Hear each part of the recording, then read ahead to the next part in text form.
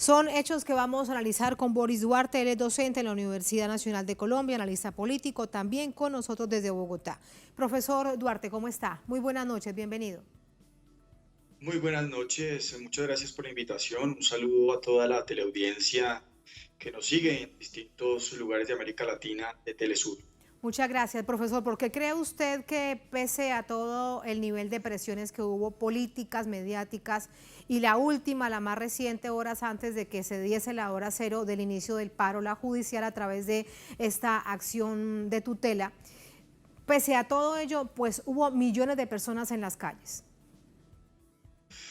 Pues simple y sencillamente porque el pueblo colombiano está cansado de este mal gobierno, del pésimo manejo que ha hecho de la crisis económica, no solo de la pandemia, porque la crisis económica en nuestro país se viene sufriendo por la clase media y por los sectores populares desde antes. Y este anuncio de esta reforma tributaria, pues sencillamente es la copa que rebasó el vaso.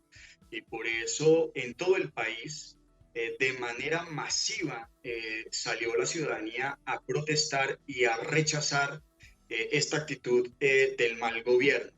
Además, aquí hay que señalar que la protesta en Colombia es un derecho constitucional y no está condicionada la protesta en nuestro país a que una autoridad pública conceda o no un permiso. Lamentablemente, las autoridades en nuestro país, en muchas ciudades y las autoridades nacionales, se han mal acostumbrado y creen que la ciudadanía cuando va a salir a protestar tiene que salir a pedir permiso. Entonces, pues eso no es así, es un derecho constitucional y lo que tuvimos el día de hoy, de hecho, desde ayer hemos tenido manifestaciones de diferentes sectores, pues es un rechazo al manejo económico que le ha dado este gobierno, este mal gobierno, a la crisis. Pero parece que el gobierno o no entiende o la lectura que hace es errada, porque hay un hecho central, coyuntural, en la gran cantidad de demandas en la agenda de reivindicaciones, profesor, y es que se retire esta regresiva reforma tributaria. Lo que ha dicho el gobierno para tratar de aplacar los ánimos es que van a retirar ciertos artículos, pero eso no resuelve el asunto de fondo.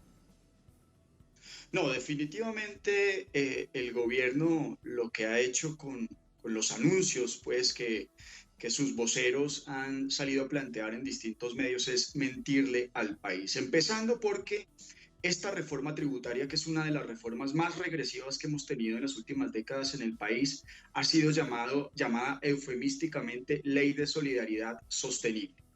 Y tres ideas centrales para desmontar ese planteamiento. El gobierno ha dicho que quiere recaudar 28 billones de pesos.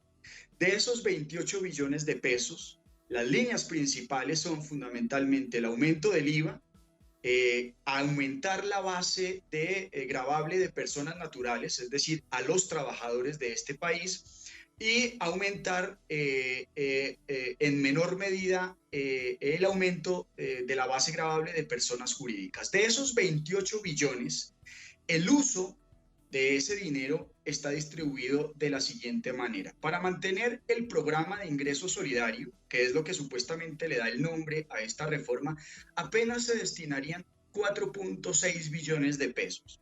Para estimular empleo, apenas se destinaría un 0.8 billones de pesos. Para el sistema general de participaciones se destinaría apenas 4.6 billones de pesos y compensaciones al IVA se destinarían 1.8 billones de pesos. Eso nos da en total un uso de todos estos, de todo esto que se espera recaudar de 11.8 billones de pesos. Hay una diferencia de 16.2 billones de pesos y es donde uno se pregunta qué es lo que se va a hacer con esos 16.2 billones de pesos que no tienen esa destinación supuestamente solidaria que ha venido anunciando el gobierno. Sencillo, es mantener el servicio de la deuda, es complacer a las calificadoras internacionales de riesgo y complacer al Fondo Monetario Internacional, de tal suerte que esta reforma no es solidaria y mucho menos sostenible. Y no es sostenible por una razón. quienes van a terminar pagando esta reforma son, como usted lo ha mencionado, la clase media. El gobierno ha metido dentro de la clase media a el 10% supuestamente más rico de la población. Pero ese 10% tiene todos los ciudadanos que ganan desde 967 mil pesos, que es un poco menos del mínimo, hasta 5 millones de pesos.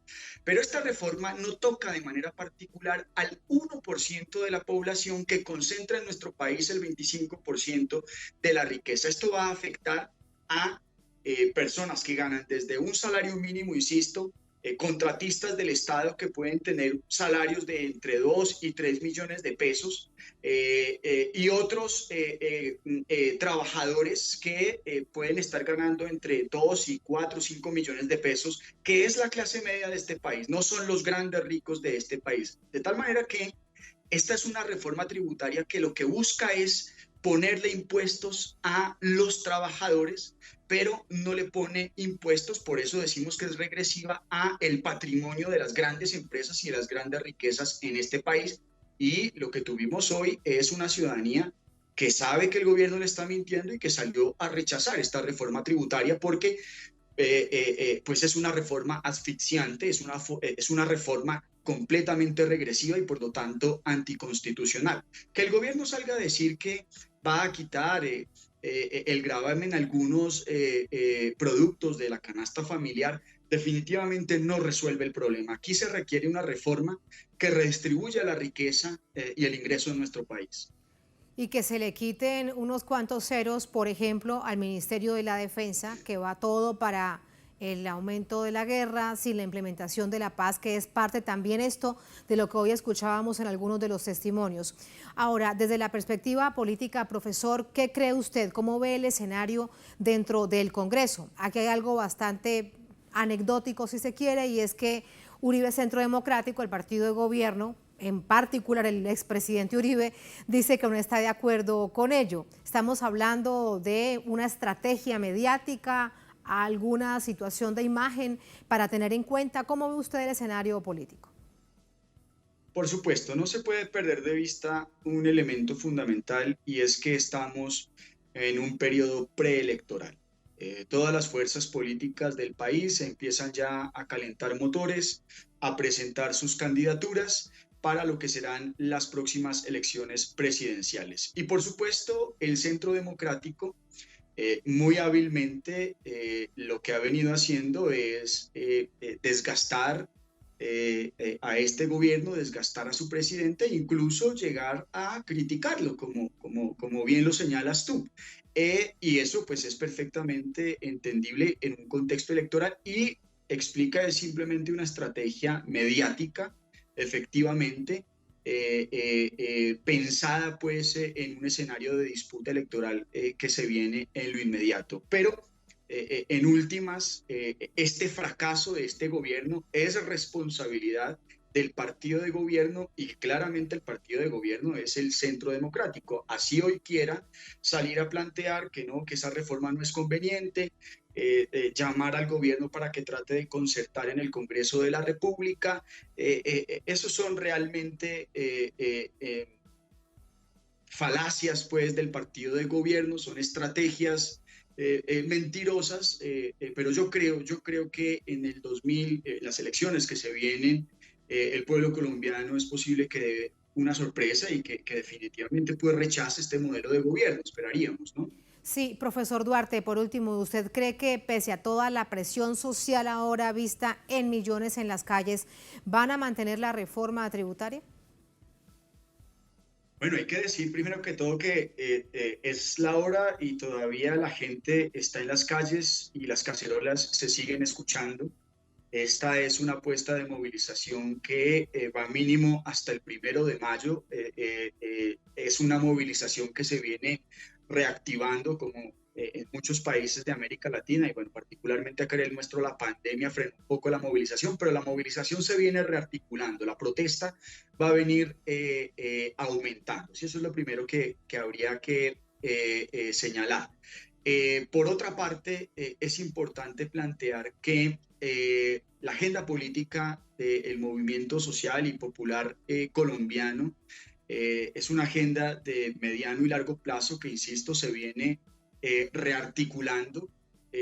Se va a mantener en las calles seguramente la presión y muy seguramente esto va a hacer que el gobierno tenga que echar para abajo, para atrás la reforma. Y si no la echa para atrás, yo lo que considero es que en el Congreso de la República no va a alcanzar las mayorías suficientes para que pueda pasar. Ahora, otro escenario posible, y aquí es importante alertar a la ciudadanía para que precisamente mantenga la movilización, es que se llegue a alguna concertación con algunos partidos cercanos pues al partido de gobierno. Estoy hablando del partido de la U, incluso por ahí algunos sectores de los verdes estarían en algún tipo de coqueteo con el gobierno, tratando de hacer que esta reforma sea lo menos traumática posible, pero esta reforma tiene muchos problemas estructurales, ¿sí? Entonces yo creo, por lo que han salido a decir los voceros de los diferentes partidos, que es muy probable que la reforma se hunda.